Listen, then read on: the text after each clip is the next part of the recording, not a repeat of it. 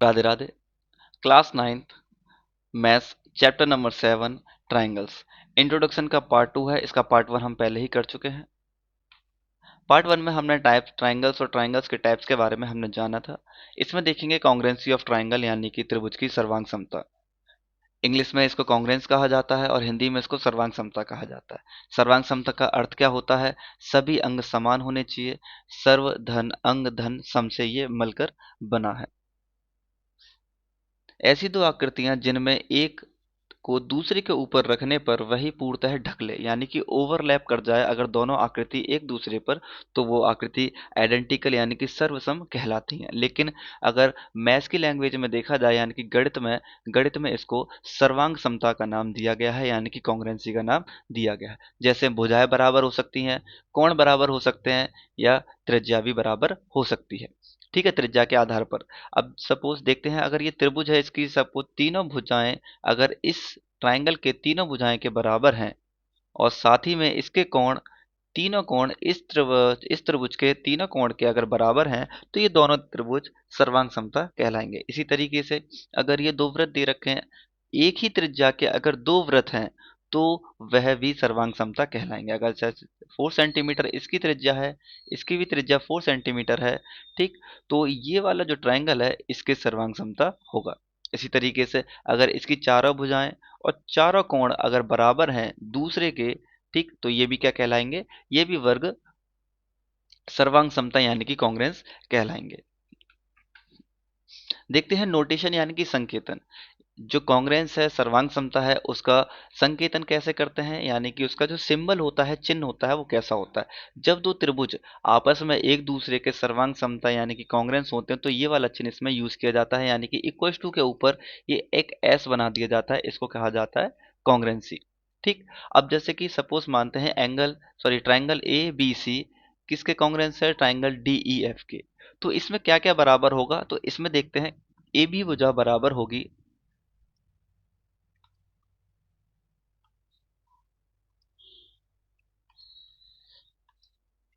तो इसमें लिख सकते हैं कि ए बी भुजा डीई के बराबर होगी यानी कि जो ये साइड है वो इस साइड के बराबर रहेगी। इसी तरीके से बी सी भुजा जो बराबर होगी ई एफ के। इसी तरीके से ए सी जो भुजा होगी वो डी एफ के बराबर होगी। ये तीनों आपस में भुजा बराबर होंगी। साथ ही में हम यहाँ लिख सकते हैं एंगल ए बराबर एंगल डी होगा। इसी तरीके से एंगल बी बराबर में एंगल ई होगा और एंगल सी बराबर में एंगल एफ होगा। अगर दो ट्राइंगल आपस में कॉन्ग्रुएंस हैं, तो ये वाली चीजें सभी बराबर होंगी यानी कि भुजा भी और प्लस एंगल भी, यानी कि एक दूसरे के ऊपर पूरे ओवरलैप होने चाहिए। और संकेतन क्या होता है इसका? ये इसका चिन्ह है यानी कि सिंबल दे रखा है। सिंबल इसका ये होता है। आगे देखते हैं criteria for the congruency of triangle यानी कि कुछ कसौटियां हैं त्रिभुज की। ठीक, पहला क्या है यानी कि ये प्रॉपर्टी या रूल्स कह सकते हो कि दो त्रिभुज को किस किस रूल से हम सर्वांग समता यानी कि कांग्रेस कर सकते हैं। पहला होता है एस ए एस, जिसे कहते हैं साइड एंगल साइड। दूसरा है एस एस एस यानी कि साइड साइड साइड। तीसरा है एंगल साइड एंगल यानी कि ए एस ए। चौथा है A S angle angle side. And आखिरी है आर एच एस यानी कि राइट एंगल हाइपोटेन्यूज साइड। अब इसको एक एक करके हम एक्सप्लेनेशन से समझते हैं। ठीक, सब पहला देखेंगे एस ए एस यानी कि साइड एंगल साइड। त्रिभुज ए बी सी और त्रिभुज पी क्यू आर हमें गिवन दे रखा है। इसमें अगर हमने एक साइड ए बी को 5 सेंटीमीटर लिया और पी क्यू भी क्या है? 5 सेंटीमीटर है। इसी तरीके से ए सी 10 सेंटीमीटर हमने ली है और पी आर भी 10 सेंटीमीटर है। और अगर ये एंगल हम 60 डिग्री लेते हैं और ये एंगल भी हमारा अगर 60 डिग्री होता है, तो क्या होगा? इसमें जो प्रॉपर्टी लगेगी वो लगती है साइड एंगल साइड की, यानी कि एक ये साइड गई है इसकी और ये एंगल है और ये एक साइड है। इसको पेन को हम चेंज कर लेते हैं जिससे कि अच्छे से हम इसको देख पाए।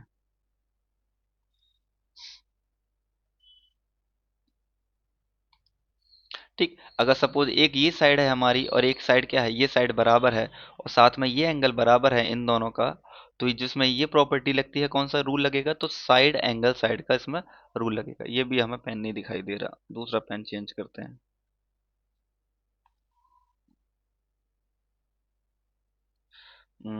रेड ले लेते हैं।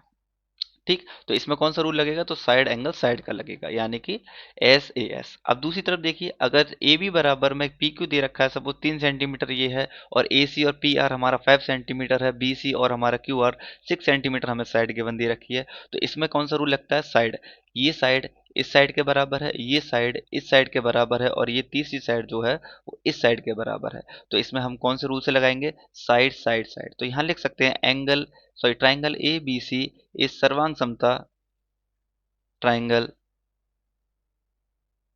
P Q R. ठीक, अगला देखते हैं। अगला है ए एस ए, यानी कि angle side angle. Suppose angle B अगर 30 डिग्री हमें गिवन दे रखा है, इसी तरीके से एंगल क्यू हमारा 30 डिग्री है, इसी तरीके से एंगल ए हमारा 60 डिग्री है, और एंगल पी हमारा 60 डिग्री है। ए बी हमें दे रखा है 10 सेंटीमीटर, एंड पी क्यू हमें लिया है हमने 10 सेंटीमीटर। तो इसमें कौन सी प्रॉपर्टी लगेगी, एंगल, सबसे पहले एंगल, फिर ये साइड बराबर, फिर एंगल बराबर, यानी कि एंगल साइड एंगल। तो इसमें रूल लगता है, तो यहाँ लिख सकते हैं ट्राइंगल ए बी सी इस सर्वांग समता ट्राइंगल पी क्यू आर। ठीक, तो किस by A S A, angle side angle. ऐसा नहीं करेंगे कि हमने ये एंगल ले लिया और ये साइड ले ली और ये एंगल ले लिया, नहीं, एंगल साइड एंगल। जिस तरीके से पैटर्न में ये दे रखा है कि पहले एंगल है, फिर साइड है, फिर एंगल है, इसी तरीके से हमें त्रिभुज में भी इसी तरीके से लागू करना है, यानी कि सबसे पहले एंगल, इस फिर साइड होगा, फिर एंगल होगा, यानी कि दोनों एंगलों के बीच में साइड होना ही चाहिए, तभी ए एस ए का रूल लगता है। अगला देखेंगे एंगल एंगल साइड ट्राइंगल। अगर इसमें दो एंगल ले लेते हैं, कि एक एंगल हमने ले लिया 30 डिग्री, और यहाँ पे एंगल हमने ले लिया 60 डिग्री, या फिर इसको चेंज कर लो थोड़ा सा, 60 60 ही ले लेते हैं, 70 ले लेते हैं। ठीक, एंगल ये भी हमने क्या लिया, 70 लिया, और यहाँ पर हमने एंगल क्या लिया, 60 लिया है। और दूसरी हमने कोई साइड ले ली, साइड हमने ले ली यहाँ पे कोई 5 सेंटीमीटर, और यहाँ पे भी हमने ले ली 5 सेंटीमीटर। तो यहाँ देखो एंगल बी बराबर एंगल क्यू के दे रखा है, इसी तरीके से एंगल ए बराबर है एंगल पी के, और ए सी जो साइड है वो पी आर के बराबर है, क्योंकि ये 5 सेंटीमीटर है, ये भी 5 सेंटीमीटर, तो इसमें जो साइड लगे कौन सा, एंगल एंगल और साइड। ठीक, तो यहाँ लिख सकते हैं triangle A B C is congruent to triangle P Q R. ठीक, नेक्स्ट की तरफ बढ़ते हैं आगे। आर एच एस, जैसे राइट एंगल हाइपोटेन्यूज साइड कहा जाता है। इसमें क्या होता है कि जो त्रिभुज होता है वो राइट एंगल होना चाहिए, यानी कि समकोण त्रिभुज इसके अंदर होना चाहिए, तभी इसको हम लागू कर सकते हैं। ठीक है, यानी कि जो एक एंगल होगा वो 90 डिग्री का होना चाहिए। सपोज ये एंगल हमने 90 का है, और ये भी एंगल हमारा 90 का है। ठीक है, एक एंगल हो गया कौन सा, राइट एंगल। राइट का मतलब क्या होता है, राइट एंगल यानी कि 90 डिग्री का। ठीक, हाइपोटेन्यूज यानी कि जो हमारा ये कर्ण होता है, इसे कहते हैं, ये हाइपोटेन्यूज होता है। ठीक, इसको क्या कहते हैं, हाइपोटेन्यूज। सपोज ये 10 सेंटीमीटर, ये भी हमारा 10 सेंटीमीटर। अब आखिरी क्या रह गया, एक साइड रह गई है, तो ए बी या बी सी में से, या पी क्यू और क्यू आर में से एक साइड बराबर होनी चाहिए, या फिर बी सी क्यू आर के बराबर हो, या फिर ए बी पी क्यू के बराबर हो। इन दोनों में से अगर कोई भी साइड अगर एक बराबर होती है तो उसमें लगता है आर एच एस। तो यहाँ लिख सकते हैं कि triangle A B C is congruent to triangle P Q R, किससे होगा, बाई आर एच एस। ठीक, ये तो क्राइटेरिया थे। आगे देखते हैं, एक है आखिरी में रहता है सीपीसीटी, जिसे कहते हैं corresponding parts of congruent triangle, यानी कि सर्वांग समता त्रिभुज के संगत भाग। इसमें क्या होता है, इससे पहले हम जो पढ़ रहे थे वो ये पढ़ रहे थे कि हमें पहले त्रिभुज दे रखे होंगे, उसको हमें कांग्रेंस करना पड़ेगा। क्या करना पड़ेगा, कांग्रेंस। और कांग्रेंस किस रूल से करना पड़ेगा, जो भी हमने क्राइटेरिया बताए थे। तुम्हारा एंगल एंगल साइड हो गया, ठीक है, एस एस एस हो गया, एंगल साइड एंगल हो जाता है, आर एच एस हो जाता है, आर एच एस, और एक रह जाता है साइड एंगल साइड। ये हमने क्राइटेरिया पढ़े कांग्रेंस करने के लिए। अब जो ये सीपीसीटी है, इसमें क्या होता है, दोनों ट्राइंगल पहले से ही हमें कांग्रेंस दे रखे होते हैं, यानी कि सर्वांग समता हमें पहले से ही दे रखे होते हैं। ठीक है, तो जब सर्वांग समता हमें दे रखे होते हैं, जैसे कि अगर ये सब ट्राइंगल ए बी सी बराबर क्या है, सर्वांग समता है ट्राइंगल पी क्यू आर के, तो हमें प्रूफ करने को दे दी जाता है कि ये एंगल बताइए कि इस एंगल के ये एंगल बराबर है, इसके ये बराबर है, या इसके ये बराबर है, या फिर तीनों भुजा बराबर है।